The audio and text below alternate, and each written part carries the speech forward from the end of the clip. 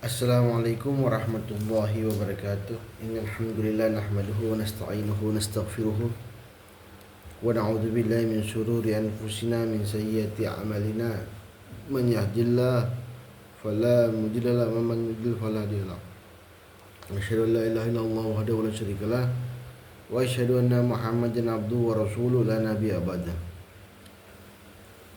Allahumma salli wa sallim ala sayyidina Muhammadin al-fatih lima ughliq wal khatim lima sabaq nasir haq bil haq wal hadi ila siratal mustaqim haqqa qadrihi wal qadar azim.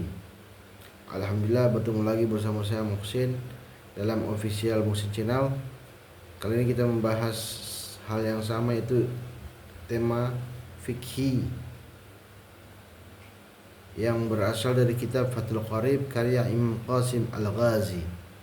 Beliau ulama pada abad ke-15 dan beliau juga bermazhab Syafi'i. Sebelumnya saya hormati para ulama, para kiai, para habaib, jamaah muslim di mana saja berada. Alhamdulillah, kita sudah masuk bagian berikutnya. Hal ini terkait masalah hal-hal yang membatalkan wudhu. Apa saja hal yang membatalkan wudhu? Di sini beliau sampaikan ada beberapa hal. Ada 5 hal. Adapun yang membatalkan wudhu dalam buku ini adalah pertama, keluarnya sesuatu dari kemaluan atau anus seseorang yang memiliki wudhu hidup dan jelas kelaminnya, baik yang keluar adalah suatu yang lumrah seperti air kencing, tinja, atau sesuatu yang jarang seperti darah dan kerikil, baik yang keluar dari jalan najis seperti contoh-contoh di atas, atau suci seperti ulat. Jadi jika ada yang keluar dari hal tersebut, maka itu kategori kita batal wudhu kita, meskipun itu benda hidup. Di sini beliau contohkan meskipun ulat keluar dari kelamin kita atau anus, maka hal tersebut batal, termasuk darah, bahkan kerikil. Namun keluarnya mani sebab mimpi basah dari orang yang tidur dalam kondisi menetapkan pantatnya di lantai tidak membatalkan wudhu. Nah, ini perlu dijelaskan. Namun keluarnya mani sebab mimpi basah dari orang tidur dalam kondisi menetapkan pantatnya di lantai tidak membatalkan wudhu.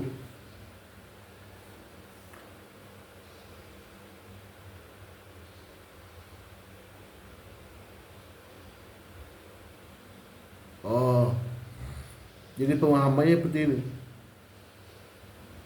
Emang gak perlu wudhunya, tapi wajib mandi besar. Jadi seseorang yang mimpi basah itu gak batal wudhunya, tapi sudah batal dengan sendirinya dengan cara mandi basah, mandi junub.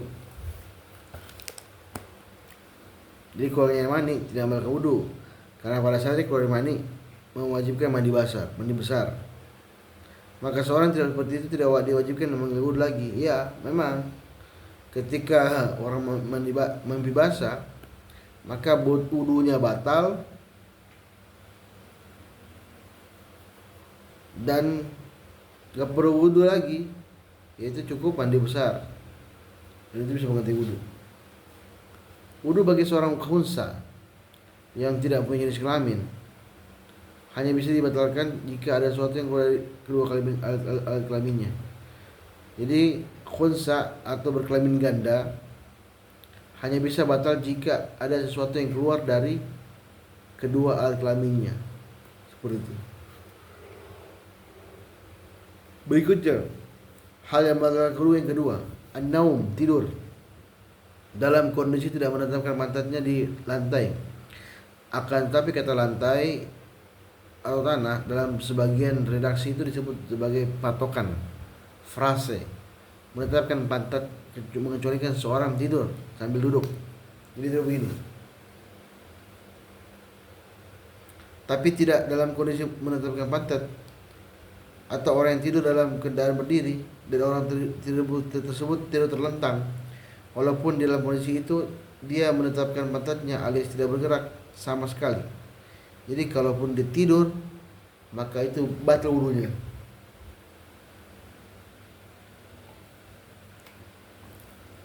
Yang berikutnya ialah hilangnya akal disebabkan mabuk, sakit gila, pingsan dan lain sebagainya.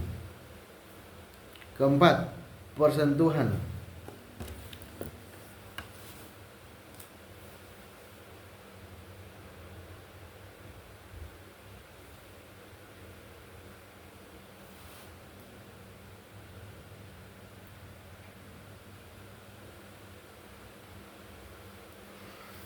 Keempat, persentuhan langsung antara kulit laki-laki dan kulit perempuan dan bukan mahramnya. Jadi entah suami istri ya, walaupun sudah mati. Laki-laki perempuan yang maksudnya adalah mereka yang telah mencapai batas syahwat menurut kesepakatan para ulama. Bersentuh langsung antara kulit laki-laki perempuan. Jadi inilah orang-orang yang menjaga wudunya ketika bersentuhan dengan orang-orang. Inilah dasarnya. Jadi mazhab ini meyakini seperti mazhab Syafi'i ya, lamastumun nisa atau menyentuh perempuan itu bersentuh gini saja sudah batal wudu. Bagi mazhab ini Syafi'i, bahkan Fathul Qorib mengatakan hal tersebut.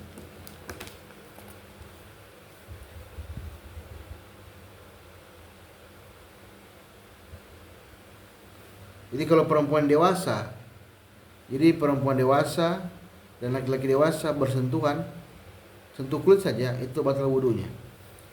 Sedangkan yang dimaksud dengan mahram adalah wanita yang haram dinikahi seumur hidup, sebab faktor nasab, hubungan persusuan dan ikatan pernikahan.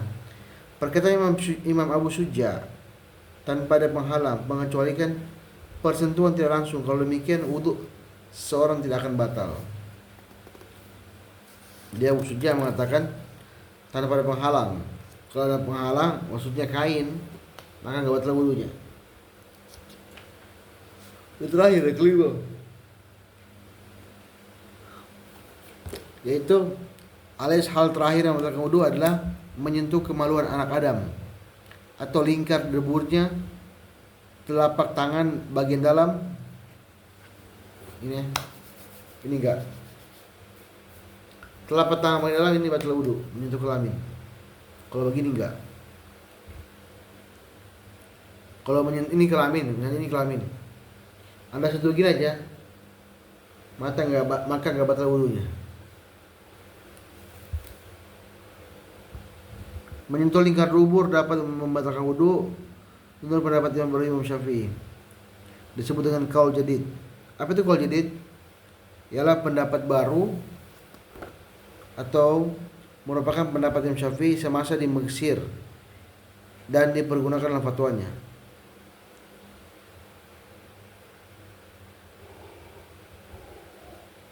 Sedangkan qaul qadim itu pendapat beliau masih berada di Irak. Jadi qaul jadid di Mesir, qaul qadim qaul jadid di Mesir, qaul qadim di Irak. Frase anak Adam dan lingkar dubur tidak ada di sebagian redaksi kitab. Menyentuh lingkar dubur dapat membatalkan wudu menurut pendapat baru Imam Syafi'i. Adapun pendapat qaul qadim, menyentuh lingkar dubur tidak batal wudu dulu. Jadi pendapat beliau jika qaul qadim dulu tidak batal wudu, tapi kata yang pendapat baru qaul jadid maka itu batal wudu. Adapun yang dimaksud dengan halaqah atau lingkaran dubur adalah area sekitar lubang anus. Sedangkan yang dimaksud dengan telapak tangan adalah area telapak tangan beserta jari tangannya dalam frase bagian dalam tangan, mengecualikan bagian luar dan pinggir telapak tangan. Jadi pinggir kena. Jadi kalau kena ini kelamin ada satu begini nggak batal wudunya. Atau nggak sengaja lagi mandi wudu nggak kena, karena seperti itu maka nggak batal wudu, maka tidak batal wudu kita. Sedangkan yang dimaksud dengan bagian dalam telapak tangan adalah area telapak tangan beserta jari-jari tangannya. Bagian dalam tangan mengecualikan bagian luar dan pinggir telapak tangan, ujung jari, kulit di antara jari-jari, menyentuh kemaluan, dan bagian ini tidak membatalkan wudu seperti itu. Wallahu a'lam bishawab. Jadi itu aja yang kita bahas hari ini, hal-hal yang membatalkan wudu, sehingga kita paham kenapa wudu kita bisa diulang atau tidak. Jadi kalau kita sudah paham itu, insya Allah kita bisa lebih baik dalam beribadah. Tidak berlama-lama, itu aja saya bisa sampaikan.